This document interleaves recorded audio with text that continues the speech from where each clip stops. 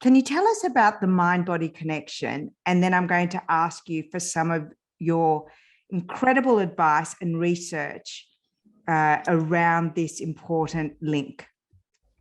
Yeah, so the mind-body connection, people think they're separate. We have a mind and a body, but we have a mind inside of a body, and every cell has its own microbiome. For instance, the gut is totally connected to your thinking. Often when you're very stressed, you're constipated. When you're very anxious, you may get diarrhea. When you're embarrassed, you will blush. If you think of something very sad, your eyes will fill up with tears. Think of something embarrassing, your face goes bright red. Think of being hungry and your tummy will rumble.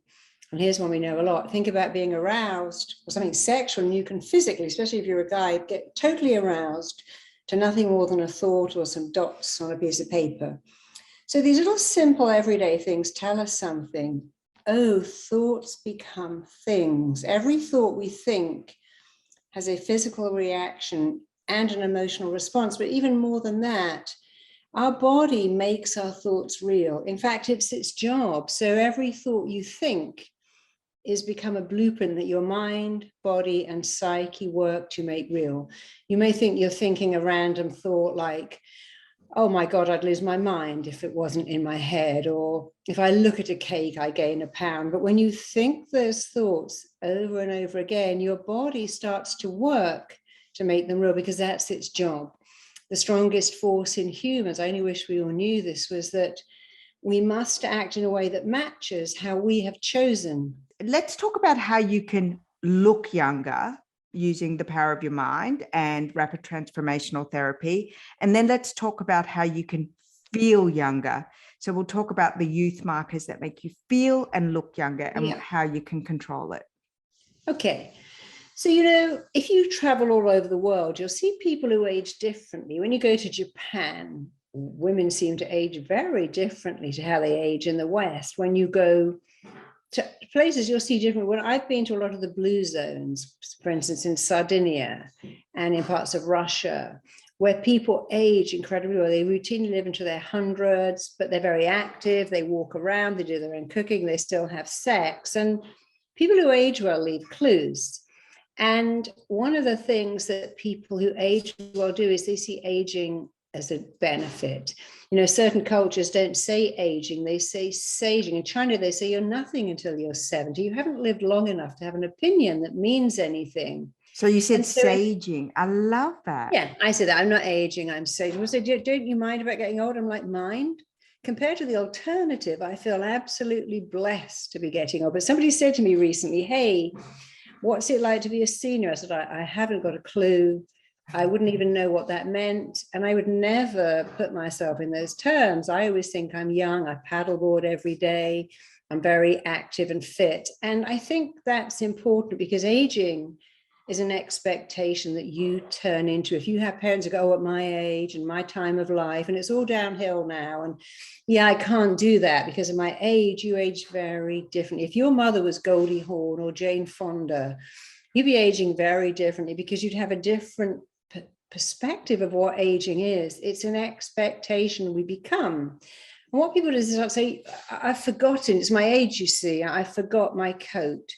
I'm so tired today because I'm my age, I need more sleep. And what we forget is, if you go to any children's school, at the end of the day, you'll see in the cloakroom lunch bags, coats, PE kits that they've forgotten. What a good point.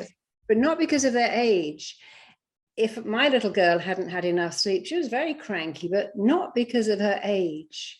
And so we start to tag everything. My age, my knees hurt, my age. I forgot my age. I'm tired, my age. When your knees may hurt because you've done aerobics badly, you're tired, you didn't have enough sleep. You sat up on your computer with too much blue light, and maybe you forgot because you forgot. But once you start to link it to your aging, you're making an expectation. Here's one of the rules of your mind. What is expected tends to be realized. I get my sinus headaches every winter when the heating comes on. I look at a cake, I get fat. I'm allergic to cheese. Just the sight of it brings me out in hives. And I've had many clients come into my office, one who told me she was so allergic to cats. And I said, I have a cat. She said, you can't have a cat. I said, it's actually in the room, it's under the table. She said, I can't believe it. I'm allergic to a picture of a cat. I said, but that can't be. You can't be allergic to a photograph. But she believed she was intensely allergic to cats and would break out at the thought of a cat. And when we worked later, she said, my dad was allergic to cats. I always wanted to be like my dad. And I thought that was amazing, because not long before that, I met a guy who I was talking to. He said, I'm allergic to everything. Apples, avocados, ruining my life. But then he told me a story that when he was 8, he didn't see his father very often. The father came to visit, took him out for lunch, and was saying, wind up the window, because I'm allergic to pollen and trees at the restaurant. I can't eat that. With some of these youth markers that you've spoken about, which I think are really important, I get so many questions on, how do I improve my memory? How do I improve my mental agility? I feel like I have brain fog. How do I move past that? Okay. Are there some scripts or techniques that you would recommend for that? And then we can move on to the physical as well. So in here, there's a lot of scripts, what I call changing your cell by day, SCEL. But if you want to have a younger mind, you got to do something different. So if you do a crossword every day, you must start to do it on an iPad or on a laptop. Don't do it in the paper. If you do Sudoku, stop doing it, do it on an iPad, and then switch it up and do it on a computer, then go back to the paper. Do new things. If you're learning to play, I don't know, chess, start to play drafts, but do new things all the time. Sewing is actually great because it's a hand-eye coordination. Ping pong is the most anti-aging activity you could ever engage in. You're always thinking about where the ball is. It doesn't require you to run up and down like tennis or squash, but ping pong has been proven to be the most anti-aging activity. Really? There, yeah. And how hard is that? You can play ping pong across your kitchen island. You don't have to even have a ping pong table. We were going to buy one, but it's like, where are we going to keep it? But we can just do it on our dining room. So ping pong is amazing. So change the way you think. Do not allow any aging words into vocabulary. Of course, you'll slip up. Just correct it. Get involved in something like ping pong, Sudoku, any new brain training game. Keep, challenging yourself. Don't think, I need to write that number. And I remember the number. I need to write it down. I have an outstanding memory. If you say every day, my memory is amazing, dependable, I don't even need to write that number. And I remember, you will actually remember. So you're kind of training yourself to have a sharp memory, training yourself. You might say deluding yourself. Yeah, delude yourself. Say, I have an amazing memory, because the mind doesn't know. So this is the lie, steal, cheat. Lie, cheat, and steal. Yeah. Because if I said to you now, let's do something now, close your eyes, put your hand in front of your mouth, and tell yourself you're about to eat a big, fat, juicy lemon. Squeeze that lemon and breathe in that wonderful, gorgeous, citrusy, lemony smell. And now I'm salivating. Yeah, I know, me too. And now open your mouth and shove that lemon in your mouth. Use your hand and push that lemon in and start chewing it, biting it. I want you to suck the juice out of every segment of the lemon. Suck it.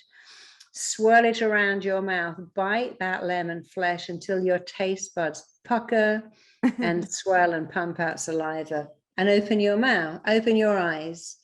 And here's a question. Did you start to make saliva? Immediately. Here's another question. Was there a lemon? The answer could only be yes or no. Was there a lemon? No lemon.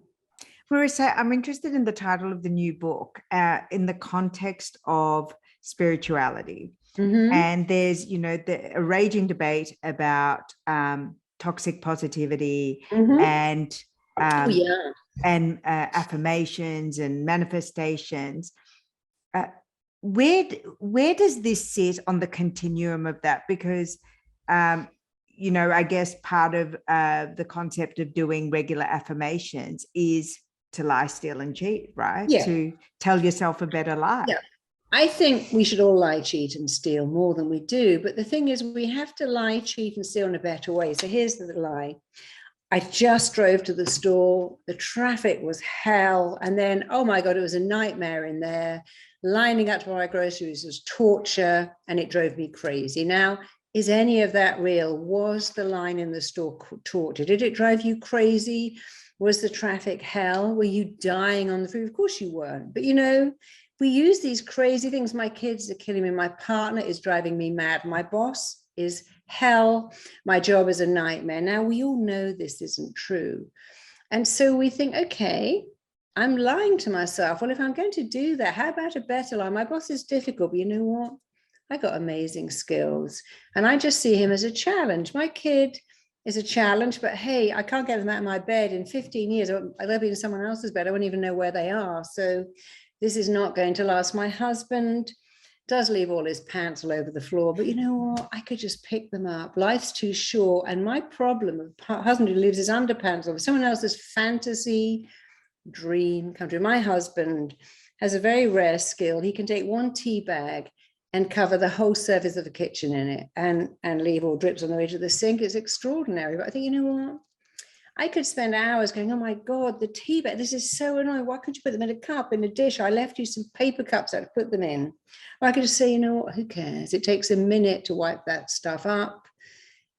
And my husband is someone else's fantasy dream come true because he's kind, he's funny, he puts me first. So again, it is a choice. I could choose to go mental about the tea bags, and there's a word, mental. I'm going crazy. I'm going insane about it. Or I could think. As you're speaking, I'm really thinking about all the ways that we use language, powerful language, and we're hypnotizing ourselves. Yeah, I was on a plane flying to Dubai, I think, and this woman got up and she actually screamed really loudly, "It's disaster."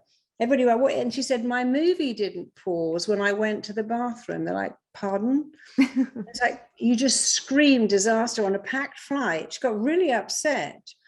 And it was all because her movie hadn't paused. It's like, okay, well, let's rewind it. It's going to take a couple of minutes.